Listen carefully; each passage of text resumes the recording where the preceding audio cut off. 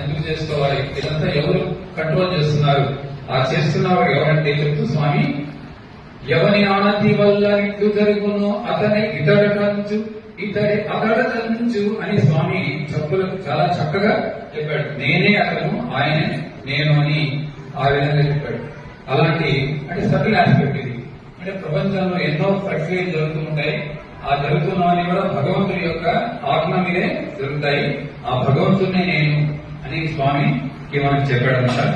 అలాగే మరి మధ్యేవ పీడిత వక్రము చూసిన నాడు వీచిన ప్రేమ ఫలము వల్వలుచిన నాడు వదిన వైదర్పి గాచినట్టి వ్యాజ కరుణ ఆహ్లాదమొప్పన ప్రహ్లాదు సరుగుణం పాలించినట్టి అపార కృపయు. అట్లా ఇలాగా ఆ ముసలి ఏనుగును పట్టుకుంటే రక్షించినటువంటి ఆ యొక్క మహావిష్ణువు, అలాగే ద్రౌపదికి చీరలు కొలుస్తూ ఉంటే కాపాడినటువంటి ఆ మహాకృష్ణుడు, అలాగే ప్రహ్లాదుని కాపాడినటువంటి ఆ మహావిష్ణువు అన్ని కూడా నేనే అని స్వామి అనేక పర్యాలు చెప్పాడన్నమాట.